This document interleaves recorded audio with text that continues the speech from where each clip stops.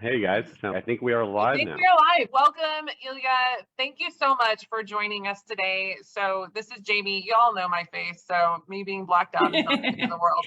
But we have Ilya and Jessica Smith here with us today. Thank you guys both for making time. We are here we're going to start doing more of these, guys. We have been partnering with TaxDome, and they have been wonderful partners to us and great vendors to all of you. As you know, we love the support that they provide, and Ilya and the team are looking to do more of that with us and provide more connection with them and you guys as the users of TaxDome. And so this is our first of a series of them we're going to do each month, where Ilya and other team members from TaxDome in the future will be coming to share with us what's going on, what's new, what's exciting, and help us all stay in the loop. Well, you guys have rolled out some amazing stuff these last few days, Ilya, or not days, but weeks, and we're super jazzed about it, and we know there's more good stuff coming. So I'm excited to see if we can get you to like spill the dirt on some of this stuff. For sure. Well, one of the things that we find is that because we release so many new features, because we're so quick at development and making changes, that for some people can actually be a little overwhelming because they're not sure of when they should make changes and what's coming up and how to best incorporate what's new. So what we want to do is we really want to kind of go over what did we release in the last month, talk about some use cases, talk about how it's beneficial, answer some questions. Like you said, give you sneak peeks into what additional changes we're looking to make with these features. Like you guys see, a lot of times we release something, but it's only a precursor to something else that's really big. We really kind of want to touch upon those points, really go through that. So I'm actually going to share my screen. I'm just going to walk through. Let me see if I can share. Hopefully you guys can see my screen. Yep, we're seeing it. I'm going to confirm it's on yep, it's good on the Facebook too. So we're good. Okay, awesome. Give me one sec. Okay, so what we want to do is feel free to fire off questions, right? So both you guys and people in the Facebook Live, kind of feel free to think of this as kind of an ask me anything, but post your questions there, and hopefully I'll try to get through as many as possible. But the first thing we obviously want to talk about is how the mobile app that we released. So mobile app for firms, this has been a super highly requested feature from a lot of people because we've had the client mobile app, but we really wanted to make sure that you as the firm members can easily communicate with your clients on the go. So this month we released that, and there's been really good feedback from that. Now, importantly, the main things that we wanted to access here first were really allowing you to communicate with your clients. That was the number one thing, because you guys send off messages, especially if you're using automations, and a lot of times client comes back with it just like an SMS. You want to be able to fire it off, a response quickly right from your phone, waiting when you get back in your desktop. You can now do that super easily. You can access your client information. If you need to email somebody, if you need to call somebody, you can now do that directly from your app instead of having to wait to go to your desktop or log in through a mobile version, which is not kind of the same thing. So this was kind of months and months in the making, and we're super excited to release that.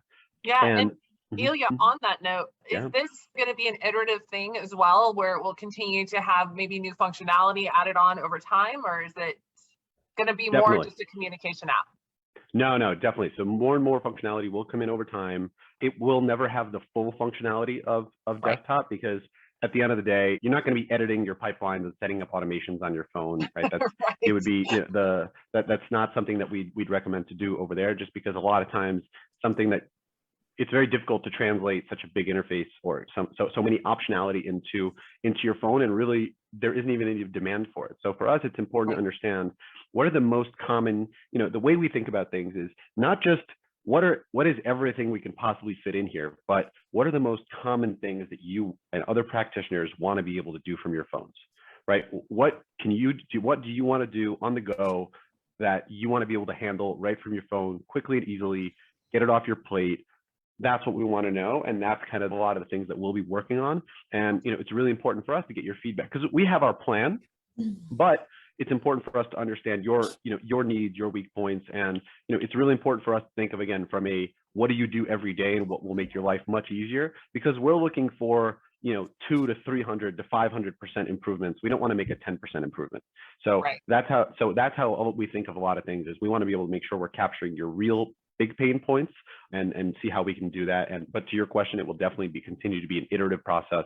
And we do have, like I said, a big plan and our own roadmap for what we plan on releasing for there. But your input, and when I say your, I mean the community input, is super valuable in terms of us understanding what those needs are and how we can bring that to you quicker. Awesome. And I just want to remind, if you're watching us in the live, we see we have about 18 people watching us, which is fantastic. If you guys have questions for Ilya as we're going through this, please feel free to ask them. He would love to have any feedback or, just general questions you might have along the way. So please feel free to pop those in the chat and we will make sure that we get those answered today. So continue on, friend. For sure. So like I said, there's a lot of improvements will be coming to the mobile app, but for now, we've had really good feedback in terms of the functionality right now, in terms of people using it, people liking it, people incorporating this into their day-to-day. So this seems to have been kind of, really good hit so far of people really liking this feature. Now, one kind of sneak peek here is, you notice how it says sign in. So one thing that's coming for the mobile app that's been kind of a nuisance is that clients have to put in their TaxDome domain when logging on it first time. That's going away.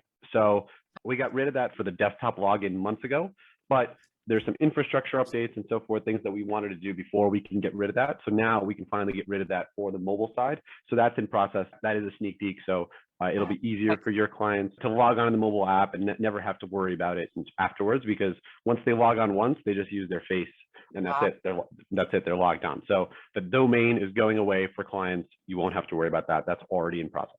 Fantastic. That's going to be huge. Anything to make it easy for the clients, right? Yeah. So that was something we identified as a pain point, and we're fixing, getting rid of. So the next thing that we, as you guys have seen in the last, I think 2 months or so, we've been really focusing on improving functionality of messages. So making secure messaging, making it easy and for you and your clients to really have a streamlined form of communication. So we really get great feedback from the messaging tool, and we're going to continue to build upon it. So in the last month, we want to make it as real time as possible. That's really the goal here. So the same way as if you're talking to somebody on WhatsApp or iMessage, the goal is to replicate that, but in a secure environment where you're not sitting there organizing it manually. Right. So as you can see here, some of the key features that we've added, the little 3 dots when somebody's typing, so you're not shouting over each other on message, timestamps on individuals. And what we've also done is when you attach a document, I personally like this feature a lot, is instead of it just going to the document area where you might not notice it, it actually says that document's been attached as a little notification right within the thread. So it makes it really easy to make sure that both you and your client see it. Now, the sneak peek for this is that this exact same process is coming to the client side. So we released it for the firms, and now soon your clients are going to have, they already have some of these improvements, but the overall interface update that we did to the firms is in process of being added for your clients as well. So this has been kind of, our goal is, again, to make this as real time as possible. We'll make it super streamlined, make it easy for you and your clients to communicate on the go, but again, in a secure manner, because you don't want to be texting with your clients. That's not that convenient, because then you have it in a whole different system. Here, it's all organized in one place. And we do have a quick question on the chats and the chat/messages. Margaret's asking, if she creates a message on the fly and then realizes it may be useful as a template, can you create a template from a message that you type in, say, in a client account at this time? No. I mean, yeah. I'll be honest, maybe if there's huge demand for it, we can look into that. Yeah. But my personal viewpoint is that, yes, that's beneficial, but that's kind of an edge case, right? Because the way we think about it, we want there to be a unified system. So whenever we add something in one place, we want you to have that same expectation that if you do the same elsewhere, you're going to have that same feature there. So this is how I think about things, and how our team thinks about things is, whenever we want to add something, we want to make sure, okay, well, can we add this across all templates?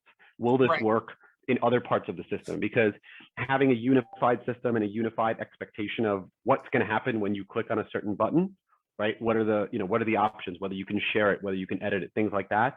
The more that can be unified and the more that you can almost train yourself to expect what's going to happen, the easier the system is going to be for you and other practitioners. So for us, that's a really key point that we always keep in mind, is solving for a unified system and not just individual plug and plays here and there.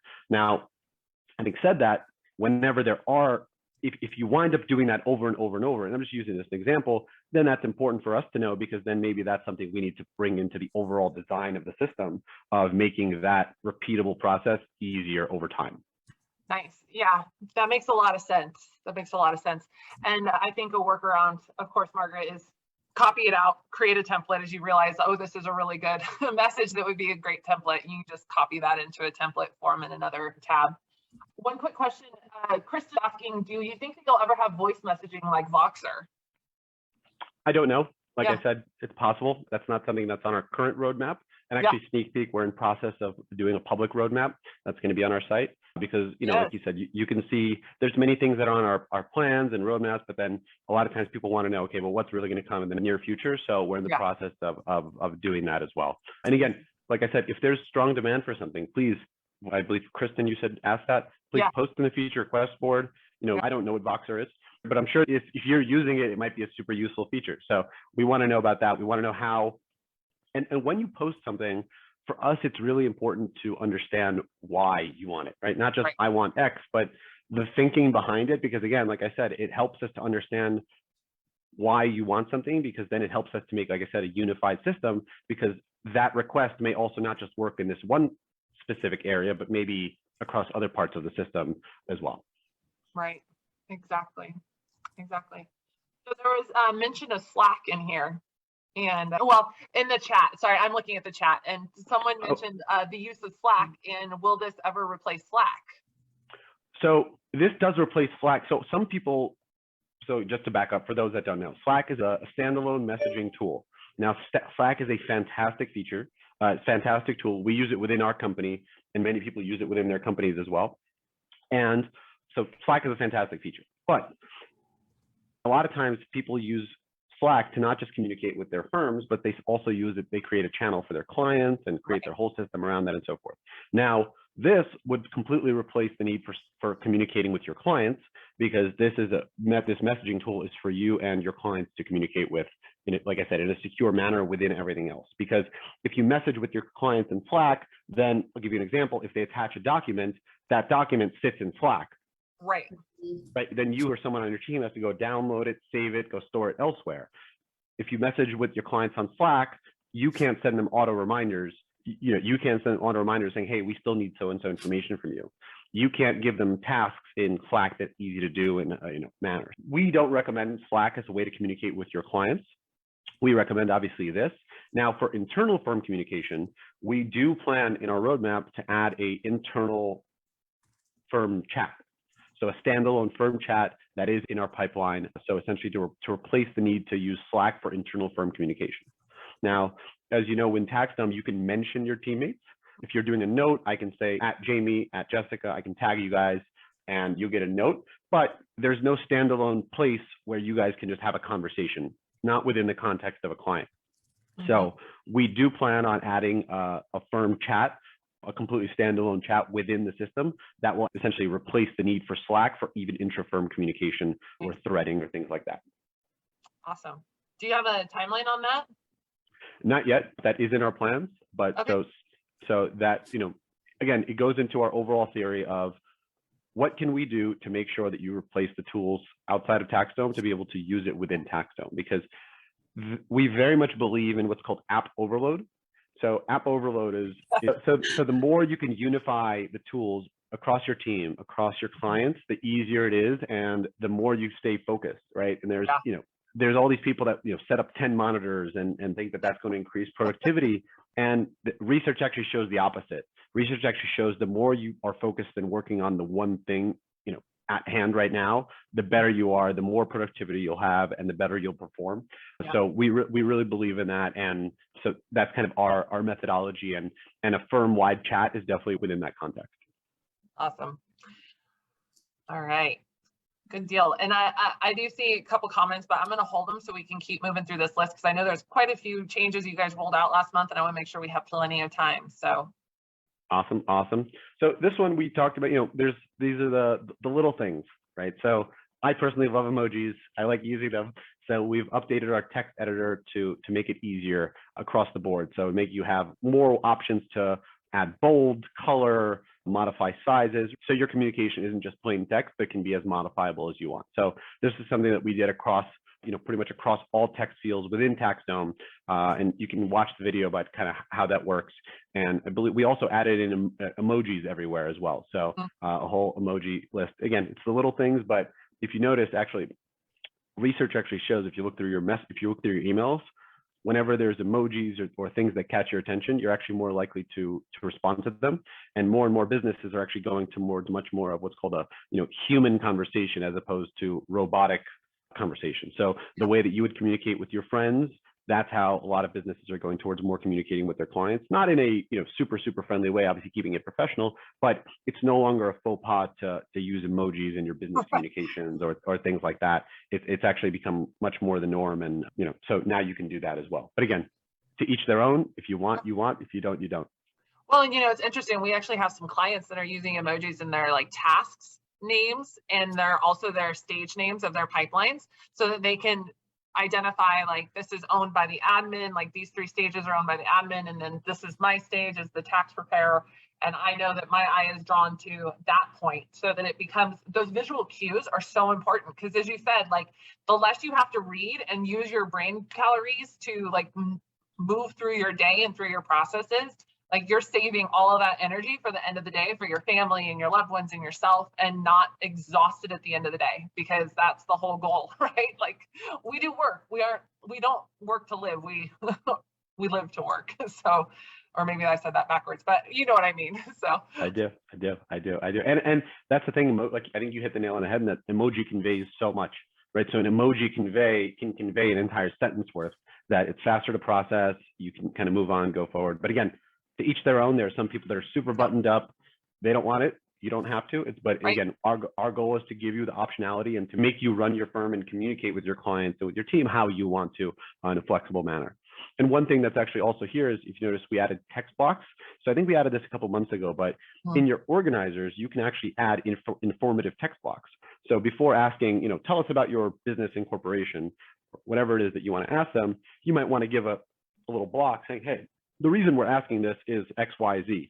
I need this for so-and-so. And then the goal is really in organizers is to replace the human element, right? So replace the fact of meeting with them in person, replace the phone interview, but use the organizer to be able to do it for you. So then you can free yourself up for the actual value added work, which is then the financial analysis or the preparing of the returns or the CFO work, the real meat of why they pay you. The less you can spend on the admin work, and the more your clients can on their own complete the information you need, the quicker your business will run. Right. I think it's those instructions, right? People need to be told exactly what you're looking for. You can't assume that they know what you're asking when you ask, some of these questions. So that's huge. Yeah, definitely. Now, the other thing we added was your clients, hopefully they give you one clean PDF with all the information you need. But I think we all know that doesn't always happen. And sometimes you get 20 PDFs that are 1 pages each. Right, they've scanned it for some reason. They decided to do that instead of just giving you a 120-page PDF. Why they did it, I don't know, but that's what they did. So we've given you the ability to now merge those PDFs together. So you simply go to the documents, bulk select however many PDFs you want. Now you can make one resulting PDF out of them, making it a lot easier for you. You can have your admins do this, but this obviously saves you time, because looking through 20 different documents takes time instead of just having one clean, organized work file that you're working with. That's really cool. And obviously, we have a mention here. A couple months ago, for those that don't know, we released a native PDF editor. This was huge because it allows you to kind of replace Adobe, replace all those tools you could be paying for, but instead you can add markups, add checkbox, add tick marks, add annotations, add images, do whatever it is that you need to do to the file to mark up the documents directly within TaxDome. And this is also available for your clients as well. So your clients can use the PDF editor as well. It's free, it's included. There's no additional fees for any of this. It's fully within there. Yeah, and I would love to just share real quick. Jessica dumped this the other day when we were chatting, where she's actually using the PDF editor with her assistant to, when they're reviewing the documentation, annotating onto the document so that they're able to stay in sync on what they're doing. So Jess, do you want to just give like the 30-second, because I think that's a great operational use of that PDF combiner, and then also that annotation tool. Yeah, so one of the things that I wanted to overcome was, initially in our review process, we were moving the documents from the client file to the firm file in a reviewed kind of setting. And what happened was clients thought that the documents that they uploaded weren't there, so they were duplicating the uploads. So we're like, oh shoot, like maybe this wasn't the best option. So when the PDF converter came around, we actually decided to create a reviewed file in the client folder so it retains the integrity for how the client uploaded the documents. We make a copy of all the documents using the Z drive and paste them into a private folder. And the private folder has a subfolder for the year and it says marked up client documents. And that's where they all get combined into a single PDF. And then it becomes like our work papers. So we can check when a document was input, you can put little check marks and all that kind of stuff next to the data entry that's been completed. And then also there's other things that we do just to reconcile like a profit and loss to the tax return. There are adjustments that have to be accounted for. So now instead of having like a separate work paper, it's in the client folder marked up, and in association with the year. So that's been super helpful. And when we implemented that, when the PDF converter came out for some of these clients that got put on the extension season, it was really helpful. They were able to see that we reviewed the documents because they were there just in that reviewed folder, but they didn't see what we did on the back end to sort, markup, and really delete the fluff that we didn't need to retain in our files. That was super helpful. I really enjoy that feature. It was really great. Awesome. And I'm trying to blow this up. I think there's a question in here. Somebody was asking about editing Excel files. So just want to make sure that everybody knows that, if you open files using the TaxDome drive, so let's back up even a second. If you're not aware, we have a TaxDome drive, which allows you to access your firm's files directly from your desktop, whether you're using Windows, whether you're using Mac. You can do either one. We just become a Z drive on your computer or a Y drive, depending if your Z drive is already taken. But the basic crux of it is you can access your files without actually going to the web version. You can just open it directly from your Windows Explorer or your Mac Finder and get the files right from there. So if you open a file from here, if you open an Excel file, for example, and you make changes, it automatically updates. So you don't have to then save the file and upload it again. Just close the file and click save, and the file will automatically update within your client files there. So you don't have to do that as well. So that's something, just important to keep in mind in terms of editing files. If you open it through the shared drive, it'll just work right from your desktop. So good. You guys have so many cool things coming. So much efficiency that can be made into practices, which is the whole goal. Yeah, we're working on it. And again, we want to know your use cases, right? So again, keep telling us, what do you, if there's something you do on a daily basis that you continue to do that takes you time, our goal is to try to reduce that. Some things are easy, some things are harder. So it's important for us to know what you're doing so we can kind of make those calls and we can help bring that to fruition as much as possible. Awesome. And I see some people are loving the Z drive. Happy to hear that. Good. Now, this is big, and this is going to have a kind of a big sneak peek in here. Is if you notice, we've been redesigning kind of the signature process. So there's actually going to be some more changes actually next month as well in terms of this. But the big kicker of why we're doing this is we're working on signature templates. So for example, if you constantly do, I'll just use 8879 as an example because that's a form we know a lot of people do repeatedly, but this can be used for any form. It could be it could be a non-IRS form. It could be for anything. But if there's a specific document or a specific file that you constantly request from your clients, instead of marking it up individually and saying, putting a box here and another box here for someone else, you'll be able to make templates. So on the file, you just click template 8879, and then boom, it'll pre-populate there. And the goal is to really save you a lot of time. And the reason I use 8879 is if you've got a tax firm and you're doing this thousands of times, this is a massive time saver. So, but again, there's been some questions about, will this work for, I'm not even going to try to remember all the phone numbers. I can think of all the things that we could do. Like there's so many cool things you could use. Yeah, the main thing we want to get across is it'll work for any file. And the goal is you create a template saying, I want a box here and I want another box there. Boom. So this is all these changes that you're seeing. Right? All these changes that you're seeing. So you're seeing some here and you're going to see some, next month as well. But these are all the precursors to the templates, right? So just so you understand kind of why we're doing this, and the reason we're doing it in steps is because that just makes it a lot easier and we can gradually take you through there. But the end goal for these signature changes is, like I said, signature templates, which is kind of the holy grail, which we've identified as something that can really, really, really save you guys a lot of time. Yeah.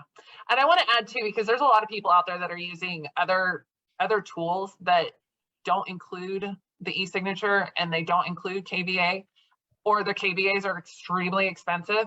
If you were thinking about TaxDome and you're watching this, I want you to like think long and hard about the cost that you spend on getting your KBAs and your e-signatures at your other multi-app setup, because TaxDome does not charge for the electronic signatures and they're auditable, and that's $1 for a KBA. So if you're on the fence, you could save a lot of money probably just moving over for the KBAs alone. So keep that in mind, but then, you know, having the automation that's behind all of this and the efficiencies of the workflows makes it just a game changer for your practice. And actually on the topic of KBA, because I see this all the time, so I just loaded up our blog and I know we've got some articles on here, but first off, we've got 2 articles in here that if you don't know what KBA is, here's a shortcut. If you're Canadian or you're not from the US, skip this part. But if you don't do tax, skip this part. But if you do tax, and if you do tax returns, then you may care. KBA is an IRS requirement for certain forms, specifically 8879, and I believe one other form. Now, this article explains what it is, how it works, and why you should care. And then this article, explains if free KBA exists. Now, there are vendors that promise you free KBA for unlimited KBA. That doesn't exist. Really simple. It doesn't exist because the reason KBA has to cost money is for true KBA, according to the IRS, you have to have an outside credit agency, i.e. not you, not your admin, not your friend, but an outside credit agency, which has your credit on file to verify that the individual who's signing the document is who they are. Now, if you've ever called a bank and they put you on hold and say, we need to verify your identity, and they say, which one of these addresses have you lived at? 123 Main Street. That's what KBA is. Now, if you ask your client, hey, I'm going to send you an SMS, can you please put in a PIN code? You might feel good about it, but you're not doing it. It doesn't make the IRS any happier from a security standpoint. You're not actually fulfilling the requirements, and you're just adding an extra step to your client. Now, if you don't want to do KBA, I could care less. That's between you and your clients. But if you do decide to use KBA, we just don't want you to be, kind of buying snake oil into believing that there's such a thing as unlimited free KBA for $10. It doesn't exist. Yeah. So just kind of from that standpoint, there. It's an important education piece. I agree. I'm glad you brought that up. Well, and it's also a good point too, because I think a lot of people misunderstand why the IRS has that requirement specific for this form and the like. And there's also confusion too, because the IRS did release their temporary allowance of digital signatures for certain documents. And, temporarily, this didn't require KBA, but however, I don't believe that's been continued into now that we're kind of getting past where we've got, KBA is an easy digital signature to apply regardless. But yes, understanding the why behind it is, I think, really important. And then also understanding the difference between a KBA signature versus a digital signature, because they're not the same. Yep. And this article actually that we have gives you an overview. So I'll just use DocuSign and Adobe as examples because they're easy. They're huge companies. Yeah. DocuSign charges you $3 a signature, and Adobe, I believe, also charges $3 a signature. Okay, there's no unlimited package. You're going to pay per signature because that's what you have to pay a credit agency. I do think some tax preparation software do offer you like a bulk. You can buy 5,000 of them for 10,000, some huge amounts of money. But again, that's a huge amount of money that you're laying up front. Number two is you're forcing yourself to do it within your tax software. Right now, there's all of these reasons why you might not want to bundle your entire practice management with your tax software, right? Because as you guys know, prices for tax software go up tremendously every year.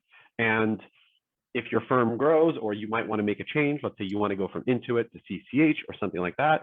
If your practice management is also tied in there, that makes that impossible for you to kind of make that change. So we personally recommend to have one tax software, or whatever you're using to do the actual work, and separate your actual business end of it, because that gives you more flexibility, just much more flexibility. So for example, if you use Pro Series or anything like that for doing your tax work, you might not want to use the signatures through them, because then again, you're tied through there, and then you have to use that document portal as well, instead of the portal that you might want to. But that's, you know, more user-friendly and much more suitable to your firm's needs.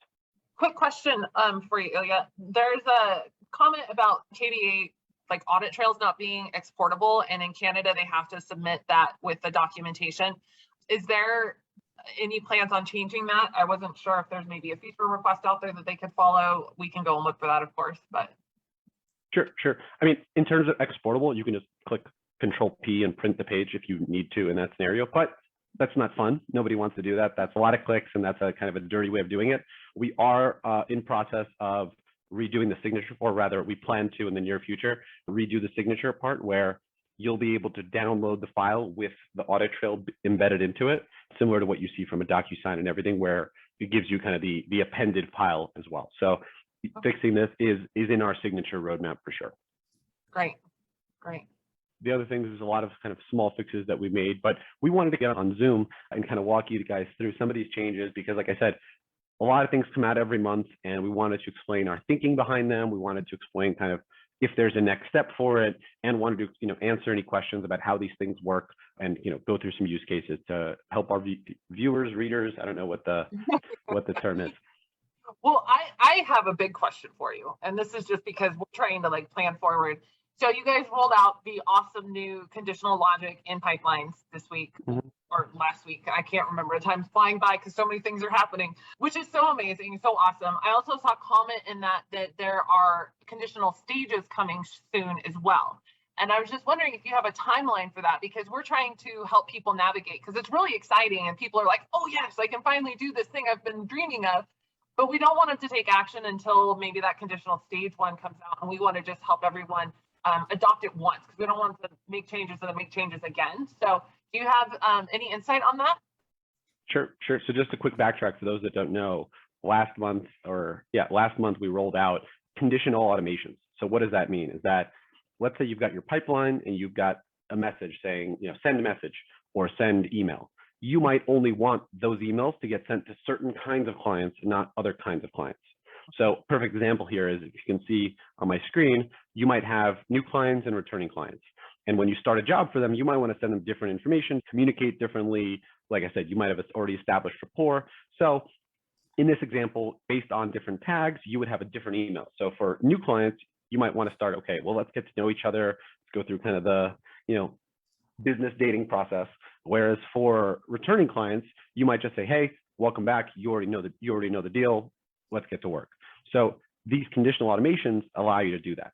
Now, what will be coming, like you mentioned, is additional, even more here. So for example, let's say you've got certain type of clients, you want them to just skip entire stages, for example. So they go from 1 to 3 and they don't even, you know, they kind of bypass all that. That is going to be coming. That's going to be a process. And again, that's partially why we're working on giving you our public roadmap, so you can kind of have much more of a clear vision on it. But what I can tell you is we have a huge focus on workflow automation this quarter. So there's a lot of resources being put towards that. There's a lot of resources being put towards, here's another sneak peek, is moving jobs from one pipeline to another.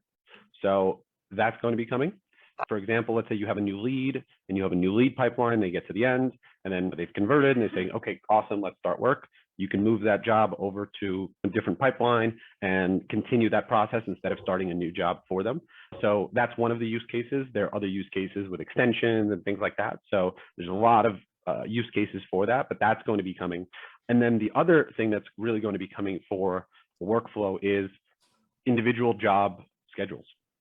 So instead of having schedules, you know, on a pipeline basis where the entire pipeline is going to be monthly and so forth, you'll be able to have, let's say, a bookkeeping pipeline and have some clients on a weekly recurrence, some clients on a monthly recurrence. And on top of that, with different, the next stage for that will also be different templates. So you can have bookkeeping client A weekly with template A, and bookkeeping client B with monthly template C or something like that. So, and the template can have different assignees, different priorities, different, you know, due dates, things like that, to really give you full flexibility. Because what, you know, we hear your feedback. We heard that, you know, obviously having some firms find that they're having too many pipelines, and what we want to do is kind of bring that down and solve for that to give you as much flexibility within one screen as possible. Oh my gosh.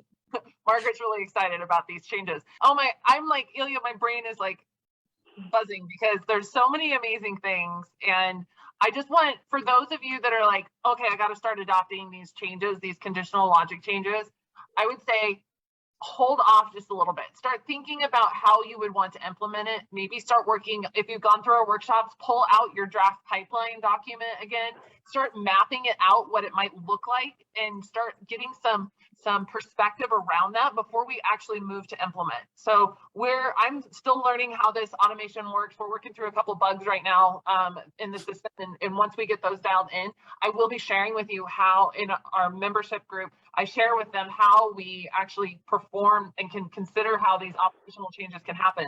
But I think with all of this exciting stuff coming in the next several weeks, do you see this, just, I mean, if you can, I don't want to put you on the spot, but do you see the stages timeline coming out in the next month or 6 weeks before the end of the year or prior to tax prep season? I mean, everyone's gearing up for that. So I want to just make sure that we're thinking about these things as we go forward.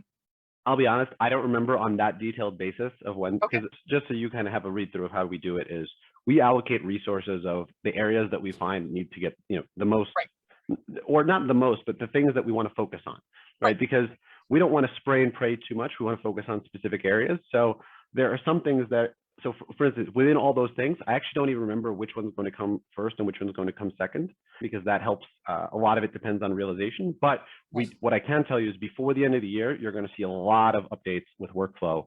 There's, some of the things that kind of I mentioned, maybe all of the things. Like I said, that's too detailed for what I actually remember at this point offhand. But by the end of the year, you're going to see a lot of updates coming to workflow, amongst other things. So then I guess I would say to you who are working on your pipelines, continue working on your pipelines, build out your systems, test your systems, get solid on what you know today.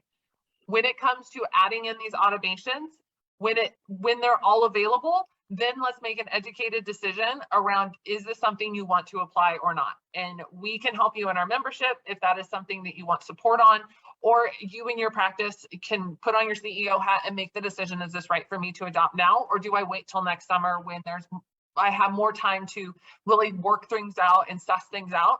But I encourage you to make an educated decision. Jessica and I are very conservative in that we don't want you to make major changes right before tax season starts unnecessarily, or in the middle of tax season either, which is why TaxDome is so wonderful. They pause a lot of their development throughout the actual work season, busy season of January through April. They do a great job of holding off on delivering major changes to the system. They really focus on they're doing a lot of behind the scenes work. They don't stop, but they are not rolling it out to their production environment, which affects you. So just know that we want you to go in solid to tax season, feeling confident in your tax prep pipelines and your onboarding pipelines. So, if you need to talk through that with us, please let us know. We're happy to talk through that with you, but we just don't want anyone running in and adopting all these changes to only have to go and make major changes again in a couple of weeks. So thank you, Ilya, for being so transparent about that. Appreciate it.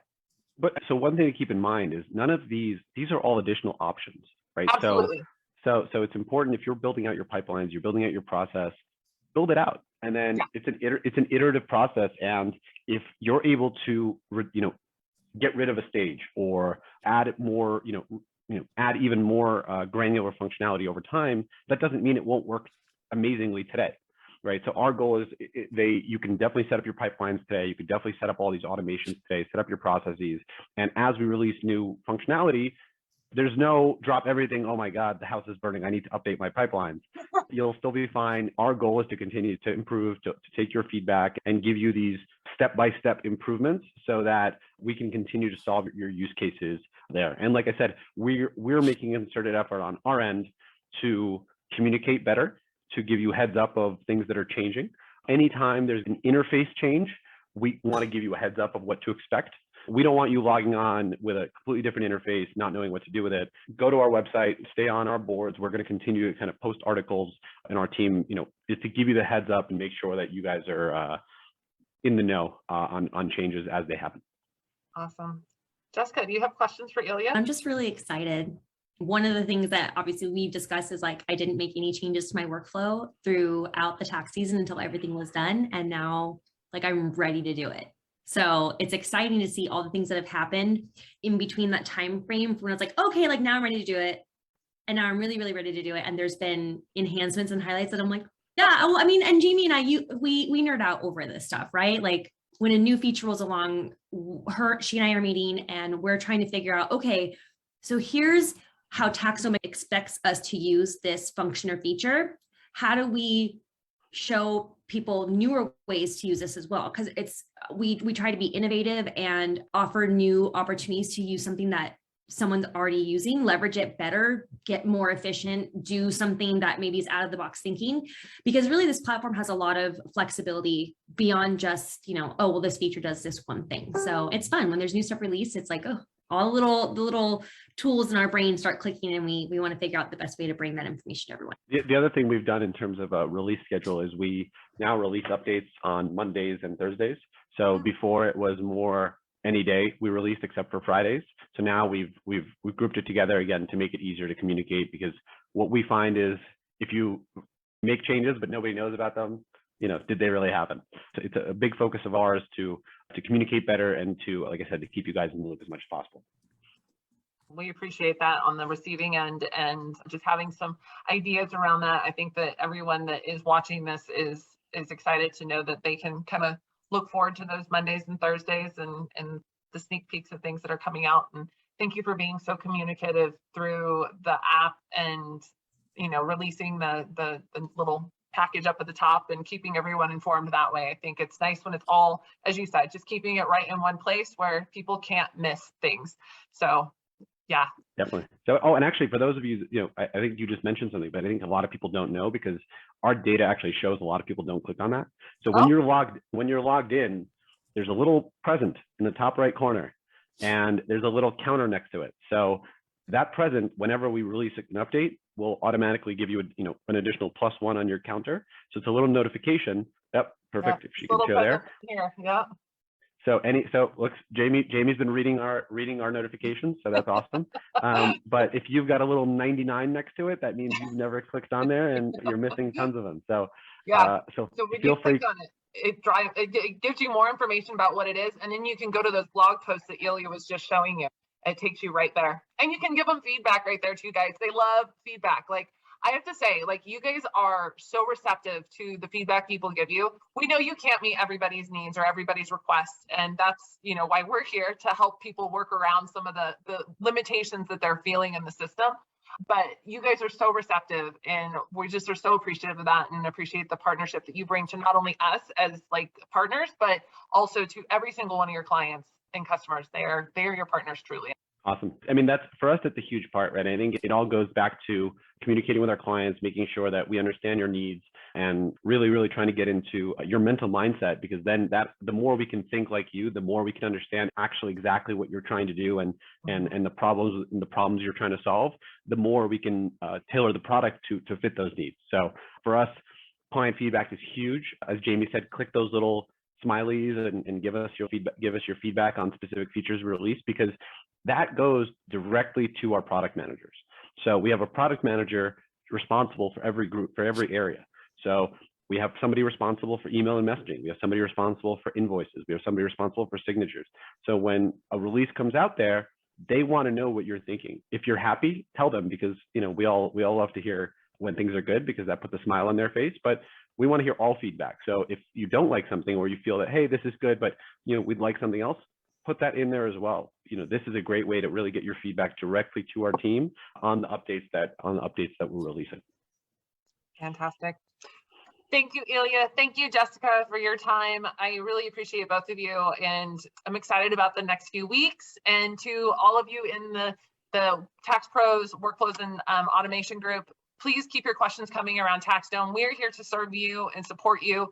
We will be opening our doors again in the next few weeks, helping everyone get ready for tax season next year. So you can look to that. And we want to make sure that you're able to go into tax season feeling really solid. So if you're considering TaxDome and you're like, but I don't even know, like, I'm scared to do it, we're there to support you. We have a course, we have a program that is meant to help guide you into using all of this amazing tool. Like, there's a lot to it. And we want to help you go through step by step and use the framework so that you can set it up successfully from the get-go and do it quickly.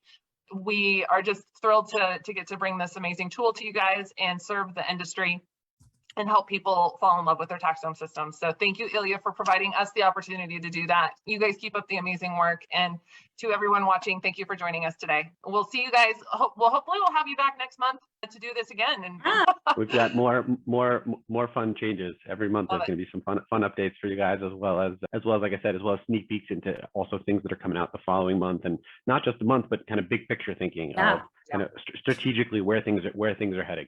It's going to be a wild ride. I know. All right, guys, take care. We'll see you again soon. Bye. Bye. Bye.